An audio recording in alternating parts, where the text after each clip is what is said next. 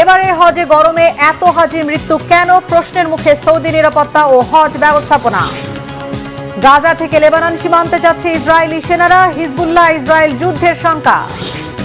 Putin Kim বন্ধুত্বে কেন সতর্ক বন্ধু চীন? আমেরিকা বিরোধী জোট কি তবে দুর্বল হবে?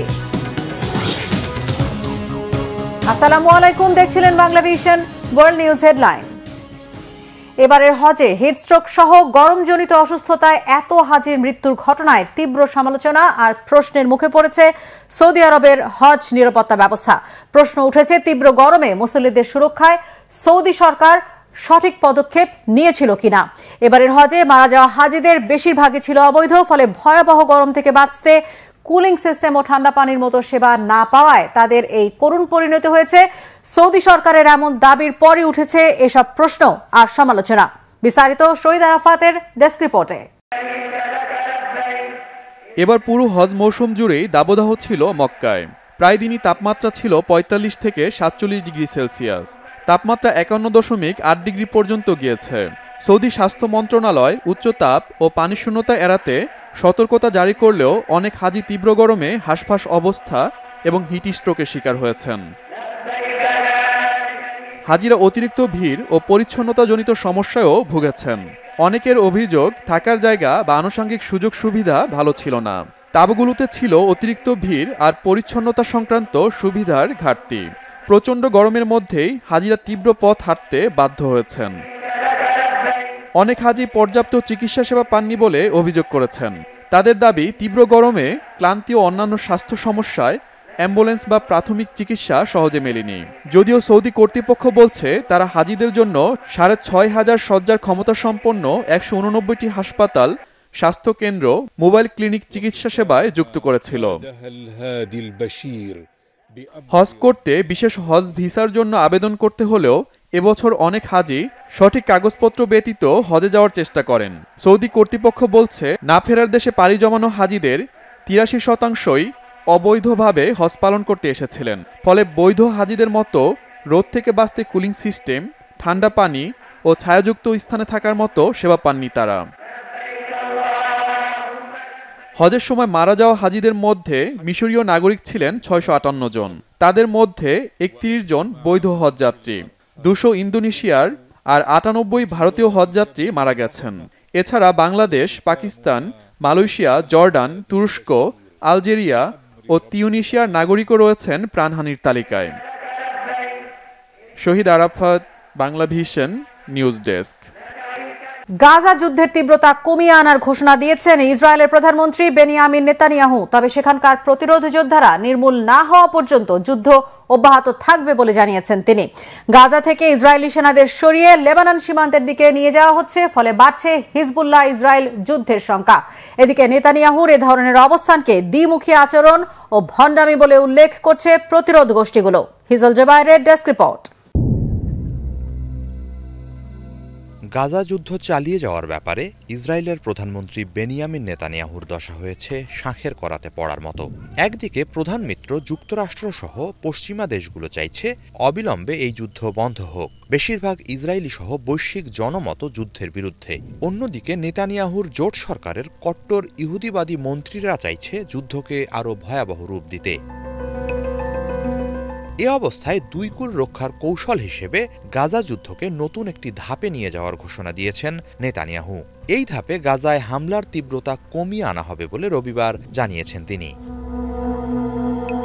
তবে হামলার তীব্রতা কমানো হলেও যুদ্ধে পুরোপুরি ইতি টানা হবে না উল্লেখ করে নেতানিয়াহু বলেন, গাজার ওপর থেকে প্রতিরোধ গোষ্ঠীগুলোর নিয়ন্ত্রণ ছিনিয়ে না নেওয়া পর্যন্ত অভিযান চলবে।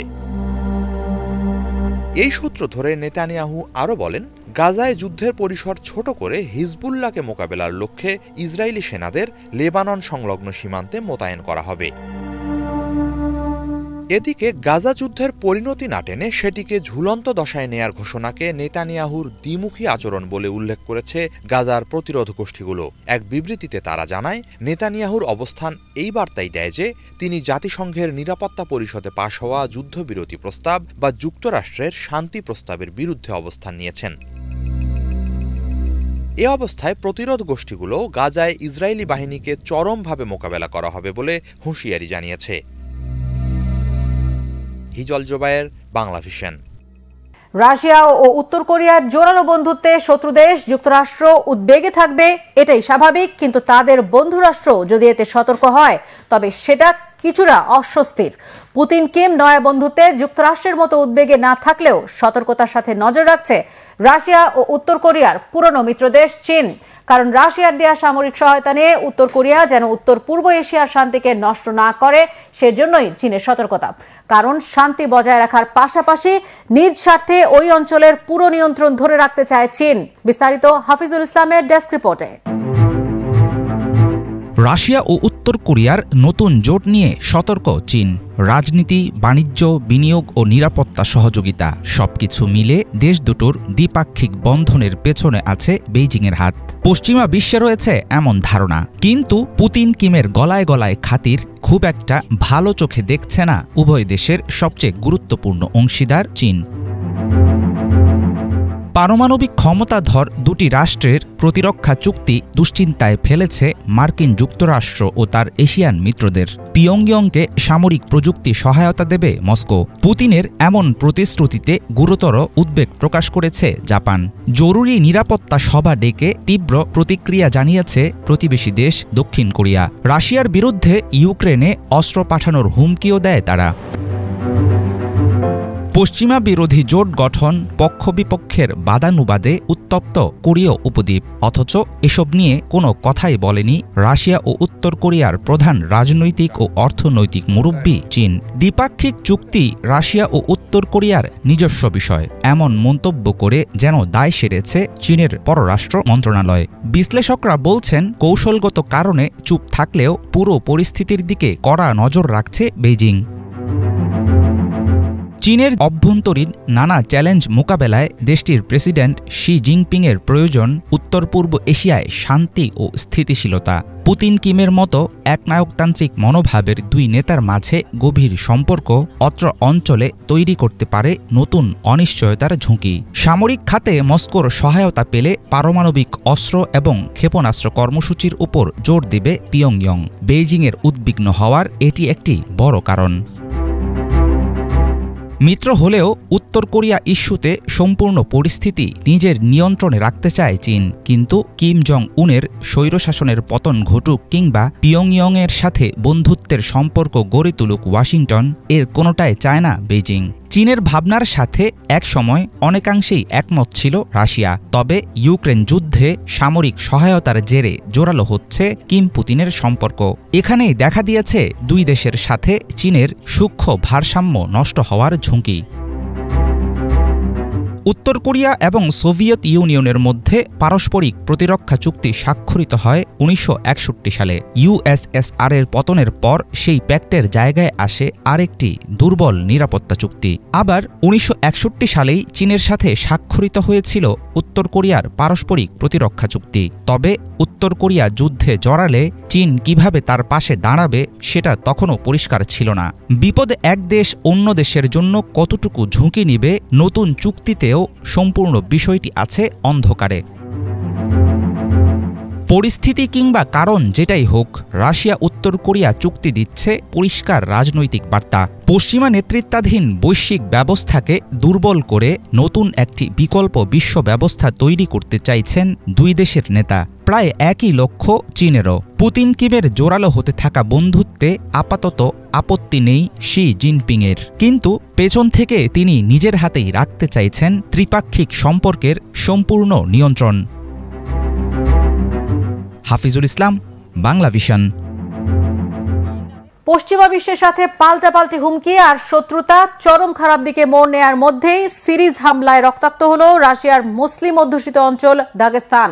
ইহুদিদের সিনাগগ, খ্রিস্টানদের চার্চ আর পুলিশ চৌকিতে ধারাবাহিক হামলায় নিহত হয় অন্তত 19 জন। এর মধ্যে অন্তত 15 জনই পুলিশ সদস্য। দাগেস্তান জুড়ে শুরু হয়েছে সন্ত্রাস বিরোধী অভিযান। হত্যা করা হয়েছে 5 সন্দেহভাজনকে। বিস্তারিত মেহরাব হোসেন খানের ডেস্ক রিপোর্টে। মনে ভয় ধরানো মুহুর্মুহু গুলির শব্দ, যেন ছোটখাটো এক যুদ্ধক্ষেত্র। ঘটনাস্থল রাশিয়ার দক্ষিণের মুসলিম অধ্যুষিত দরিদ্রতম অঞ্চল ককেশাসের দাগেস্তান। স্থানীয় সময় রবিবার সন্ধ্যার আগ মুহূর্তে গুলি আর বিস্ফোরণে প্রকম্পিত হয় কাস্পিয়ান সমুদ্র তীরবর্তী দাগেস্তানের রাজধানী মাখাচকালা ছাড়াও দেরবেন্দ শহরের একাধিক এলাকা। হামলা হয়েছে দুটি ইহুদি উপাসনালয়, দুটি অর্থোডক্স চার্চ ও পুলিশ তল্লাশি চৌকিতে। পুলিশ ভ্যানে হামলার ঘটনায় রাজধানীর কাছাকাছি সেরগোকালা জেলার প্রধান ও তার দুই ছেলেকে শনাক্ত করেছে পুলিশ। হামলাকারীরা আন্তর্জাতিক সন্ত্রাসবাদী চক্রের সাথে জড়িত বলে দাবি করেছেন দাগেস্তানের গভর্নর। স্লিপার সেলে থাকা সব সন্ত্রাসীকে খুঁজে বের করা পর্যন্ত তদন্ত ও তল্লাশি অভিযান চলবে। অবশ্যই বিদেশ থেকে এসব হামলার প্রস্তুতি নেওয়া হয়েছে। প্রিয় দাগেস্তানবাসী, প্রজাতন্ত্রের প্রিয় অতিথিরা, আপনারা শান্ত থাকুন। পরিস্থিতি এখন সরকার ও আইন শৃঙ্খলা বাহিনীর নিয়ন্ত্রণে। এমন সময় হামলা হলো যখন খ্রিস্ট ধর্ম অনুসারীদের প্রধান উৎসব পেটেন্টকস্টের আয়োজন চলছিল। সান্ধ্য প্রার্থনা শেষে আক্রান্ত হয় মাখাচকালার একটি ইহুদি উপাসনালয়। প্রথম ধাক্কায় গুলিতে ঝাঁঝরা হন নিরাপত্তার দায়িত্বে থাকা পুলিশের 6 সদস্য। গলা কেটে হত্যা করা হয় দেরবেন্তে 40 বছর সিনাগগের দায়িত্বে থাকা 66 বছর বয়সী ধর্মযাজক নিকোলাই কোটেলনিকোভকে। মলটোভ ককটেল ছুড়ে আগুন দেয়া হয় দেরবেন্তের সিনাগগে। দাগেস্তান ও পুরো দেশের জন্য এটা খুবই দুঃখের দিন।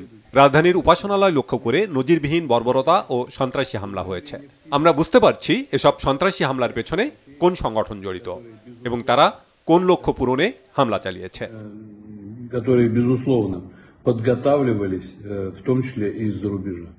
সিরিজ হামলার জেরে অভিযানের নামে সন্ত্রাস বিরোধী বিশেষ বাহিনী সোমবার সকাল পর্যন্ত রাতভর অভিযানে রাজধানী মাখাচকালায় 3 জন ও দেরবেন্দ শহরে 2 সন্দেহভাজনকে হত্যা করা হয়। গাজায় ইসরায়েলের বর্বর অভিযান শুরুর পর গত অক্টোবরে ওই অঞ্চলে ইহুদি বিদ্বেষ ছড়িয়ে পড়ে। ইসরায়েলের তেল আবিব ছেড়ে আসা বিমানের অবতরণ ঠেকাতে রাজধানী মাখাচকালা বিমানবন্দরের রানওয়েতে ঢুকে পড়েন বিক্ষুব্ধ নগরবাসীর একাংশ। সহিংসতায় আহত হয় অন্তত 10 জন। থমথমে পরিস্থিতি মোকাবেলায় বাড়তি ব্যবস্থা নেয় স্থানীয় প্রশাসন। এরপর মার্চে মস্কোর কাছাকাছি কনসার্ট হলে জঙ্গি গোষ্ঠী আইএসের হামলায় নিহত হয় অন্তত 145 জন। ওই হামলার কাছাকাছি সময়ে মস্কোয় ইহুদি উপাসনালয়ে আইএসের হামলা চেষ্টা নস্যাতের দাবি করে রাশিয়ার নিরাপত্তা সংস্থা এফএসবি। সোমবার থেকে বুধবার পর্যন্ত দাগেস্তানে 3 দিনের শোক ঘোষণা করেছেন গভর্নর মেলিকভ। অর্ধনমিত থাকবে জাতীয় পতাকা, বাতিল হয়েছে বিনোদনমূলক সব আয়োজন। Mehrab Hussain Khan, Bangla vision, news desk. জাপানের প্রধানমন্ত্রী ফুমিও কিশিদার নেতৃত্বাধীন মন্ত্রিসভার প্রতি জনসমর্থন কমে মাত্র 17% দাঁড়িয়েছে। জাপানি গণমাধ্যম মাইনিচি শিম্বান এর সাম্প্রতিক এক জরিপে উঠে এসেছে এই তথ্য। ধারাবাহিকভাবে জনসমর্থন কমতে থাকায় কিশিদার মন্ত্রিসভাকে অবিলম্বে পদত্যাগের আহ্বান জানাচ্ছে বিরোধী রাজনৈতিক দলগুলো। আরও রয়েছে ডেস্ক রিপোর্টে। জাপানিদের কাছে দিন দিন ব্যাপক মাত্রায় অজনপ্রিয় হয়ে উঠছে প্রধানমন্ত্রী ফুমিও কিশিদা ও তার মন্ত্রিসভা। দেশটির গণমাধ্যম মাইনিচি শিম্বানের জরিপ বলছে বিগত 12 মাস ধরেই কিশিদার জনসমর্থন নিম্নগামী। রোববার প্রকাশিত সর্বশেষ জরিপ অনুসারে বর্তমানে তার প্রতি সমর্থন রয়েছে মাত্র 17% মানুষের। পরিসংখ্যান বলছে গত মাসের তুলনায় কিশিদার জনসমর্থন আরও 3% কমেছে। অন্যদিকে বর্তমানে তার মন্ত্রিসভার প্রতি সরাসরি অসমর্থন জানাচ্ছে 77% মানুষ। জাপানের রাজনৈতিক রীতিতে কোনো মন্ত্রিসভার প্রতি জনসমর্থন 30% কম হলে তাকে বিপজ্জনক পর্যায় হিসেবে অভিহিত করা হয়। এই সমর্থন 20% নিচে নামলে সেটিকে গণ্য করা হয় পদত্যাগের পর্যায় হিসেবে। সেই সূত্রে কিশিদার মন্ত্রিসভা বর্তমানে পদত্যাগের পর্যায়ে রয়েছে। এর আগে টানা 12 মাস তা ছিল বিপজ্জনক পর্যায়ে। এছাড়া টানা 8 মাস এই মন্ত্রিসভার প্রতি ভোটারদের অসমর্থনের হার 70%-এর ওপরে। সার্বিক প্রেক্ষাপটে ফুমিও কিশিদা ও তার মন্ত্রিসভাকে অবিলম্বে পদত্যাগ করার আহ্বান জানাচ্ছে বিরোধী দলগুলো। কেবল বিরোধীরাই নয়, ক্ষমতাসীন লিবারেল ডেমোক্রেটিক পার্টি এলডিপির অনেক সদস্যও একই আহ্বান জানাচ্ছেন। সাথে সাথে চলতি বছরের শেষের দিকে এলডিপির প্রেসিডেন্ট হিসেবে মেয়াদ ফুরালে কিশিদা যেন আবারও এই পদের জন্য লড়াইয়ে না নামেন সেই আহ্বানও জানাচ্ছেন তারা। হিজল জোবায়ের, বাংলা ভিশন। এই ছিল আজকের মতো, সাথে থাকায় ধন্যবাদ।